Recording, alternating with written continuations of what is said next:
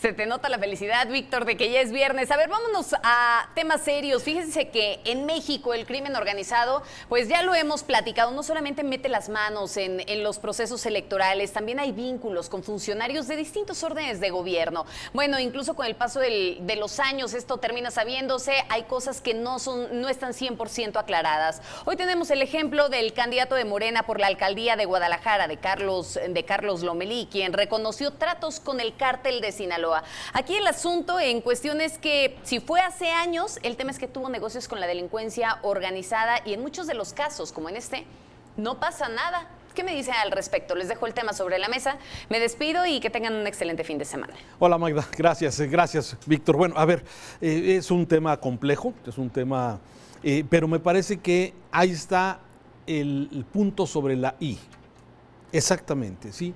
A ver, de todos estos señalamientos que se hacen de presuntos nexos del crimen organizado con diferentes candidatos o sus familias directas o familias políticas, ¿qué pasa? ¿Qué sigue? Porque pareciera que simplemente cuando están en campañas se hacen este tipo de señalamientos, Víctor, pero de alguna forma no pasa nada. Y como se dan en el marco de una campaña, pues pareciera como que es guerra sucia cuando hay muchos elementos y evidencias de esto, como es el caso que está mencionando Magda precisamente, del señor de Carlos Lomelí, el doctor Carlos Lomelí, que ha sido candidato al gobierno del estado de Jalisco, que fue un hombre muy cercano a la campaña de López Obrador cuando fue jefe del gobierno del Distrito Federal, un hombre muy cercano a Jacob Polensky, incluso se podría decir que es un protegido de Jacob precisamente, y que ahora como aspirante a la alcaldía de Guadalajara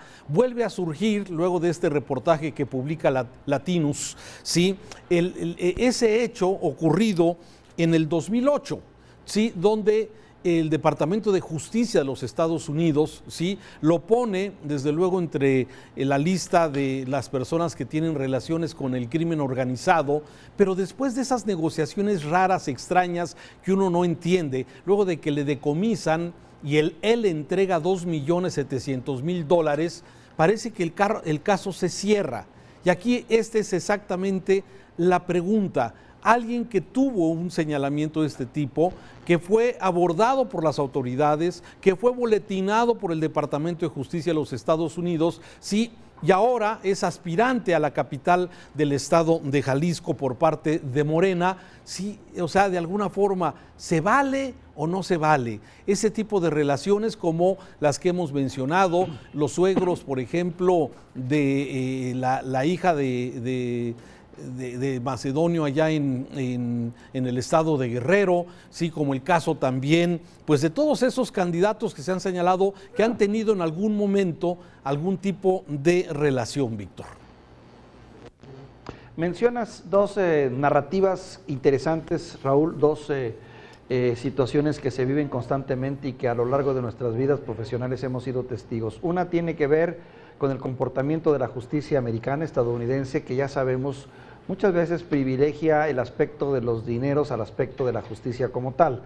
Tú sabes muy bien que es una sociedad bastante, es una justicia bastante centavera en ciertos sentidos, ¿no? En la medida en la que tienes dinero, y lo que les interesa es decomisarte tus bienes, tus recursos, tus propiedades, en fin.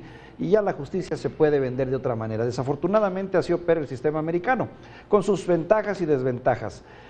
Pero esa es una realidad, así que hay por ese lado pues nos permite entender un poquito eso. Pero por el otro lado también es muy triste y lamentable lo que ocurre en nuestra sociedad política mexicana, ya en nuestro mundo, en nuestro ecosistema político, en donde ves cómo precisamente esas causas que deberían ser motivo de investigación, esos señalamientos que tienen su dosis de mentira y de verdad, porque es una entremezcla, lo grave del asunto es que están ocultos siempre. Los políticos los conocen, lo saben y se las guardan para usarlas precisamente en el momento en que a ellos les interesa, y cuando a ellos les interesa es en un momento de elección, no cuando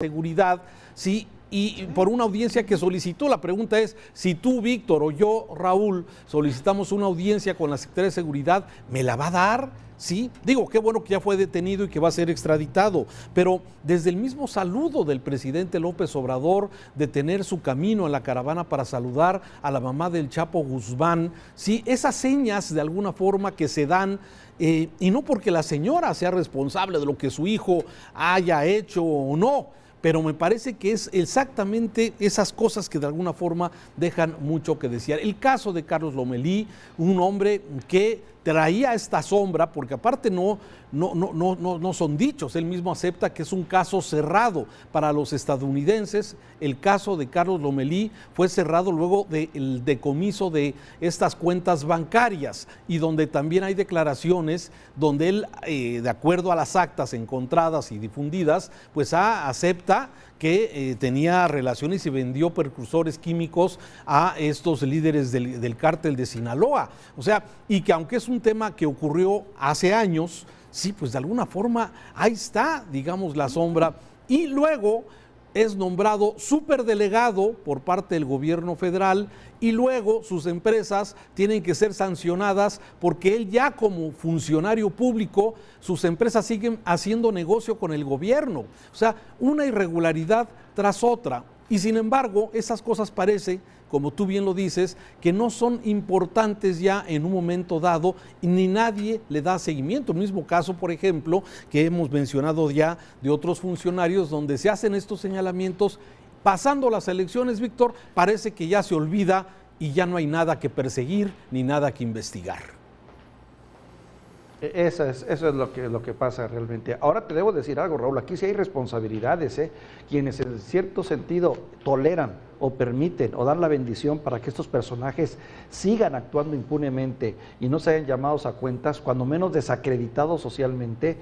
Tarde que temprano tendrán también que rendir cuentas ante la sociedad, uno. Por otro lado, pero también el papel de nosotros como sociedad y el papel de los medios responsables es eso, precisamente, señalar, y perdón que utilice la expresión, Raúl, que suena muy dura, pero creo que es real, lacras, esas lacras sociales que se han enquistado, esos grupos que se han enquistado, que carecen de ética, de formación, de disposición de servicio, que llegan para servirse del poder, que llegan y que tienen dinero, tienen relaciones, tienen cómplices y se van creando los grandes tejidos. Se supone que este gobierno está limpiando todo eso, pero a la luz de lo que vemos en los casos que prácticamente se presentan en todos los estados del país, pues vemos que no ha sido tan fácil esta limpieza. Seguramente será válida si hablamos en el ámbito federal, pero en el ámbito estatal, muchos estados siguen atrapados entre caciques, familias de caciques, entre políticos que usan el cuchillo y la fuerza para imponerse,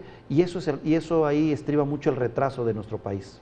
Así es, yo creo que ese es un tema delicado, y no solamente en esto de la política, también tú recordarás que aquí mismo en Jalisco, cuando se señaló precisamente empresas de Carlos Lomelí, también con empresas de Rafa Márquez, ese importante jugador mexicano, jalisciense desde luego, que también algunos de sus negocios y empresas que tenía fueron de alguna forma también congeladas en un momento dado por las autoridades en la investigación. El mismo artista, Julián Álvarez, muy famoso dentro de los artistas, otro claro, que también ha sido señalado en su momento. En fin, y que luego de repente se anuncia que se congelan las cuentas de estos personajes por algún tipo de relación, porque hicieron negocio con alguien que está llamado a la justicia o denunciado, pero luego ya no pasa nada. Luego ya no se sabe, simplemente tú ves que los negocios se vuelven a abrir, las empresas siguen funcionando, y bueno, claro, a veces pareciera que todo esto simplemente es muy utilizado solamente en temas de campañas políticas, ¿no? Un auténtico gatopardismo. Ahora, otro mensaje que también me queda, Raúl, y que creo que tú también lo compartes, una preocupación, es que sinceramente todo esto revela el alto nivel de descomposición que existe en nuestro sistema político y social. Ahora, con lo que ha estado ocurriendo en los municipios, los atentados, que hemos visto que muchos atentados no necesariamente son del crimen organizado, sino si son de políticos metidos en el crimen también, revela cómo está invadido nuestro tejido social en muchos estados, en muchos municipios, donde realmente es un secreto a voces que estas familias o grupos se mueven entre la criminalidad y entre la política y entre la sociedad. Y somos testigos de eso. Sí, con el gran riesgo, desde luego, como hemos dicho, de que si el Estado, el gobierno, el Estado en general, no solamente el gobierno, sino el Estado, no es posible que dé de alguna forma seguridad a los ciudadanos, seguridad a los candidatos, seguridad a tu familia, a la mía. Sí, desde luego estamos en una situación delicada y la posibilidad de tener un Estado fallido. Y esto es exactamente algo de lo muy delicado que tenemos que seguir analizando. Hay oportunidad el próximo domingo 6 de junio de reencauzar el país, de reencauzar el camino, ¿sí? Salir a votar y votar por estos contrastes que a veces nos cuesta mucho trabajo lograr, ¿sí? ¿Quiénes son los funcionarios que tienen menos cola o que no tienen cola que les pisen, Víctor? El poder contrastar sobre su congruencia entre su forma de vida y sus ingresos, ¿sí? No es posible, y tú lo sabes, y tú conoces muchos casos de funcionarios públicos que solamente han sido funcionarios públicos con salarios de diputados, quizás de senadores, sí, de secretarios, pero que viven como verdaderos jeques árabes de alguna forma. Esto son las cosas que no podemos seguir permitiendo como sociedad, que se diga que se combate la corrupción, pero que seguimos viendo exactamente lo mismo, que el hijo de Manuel Bartlett, que fue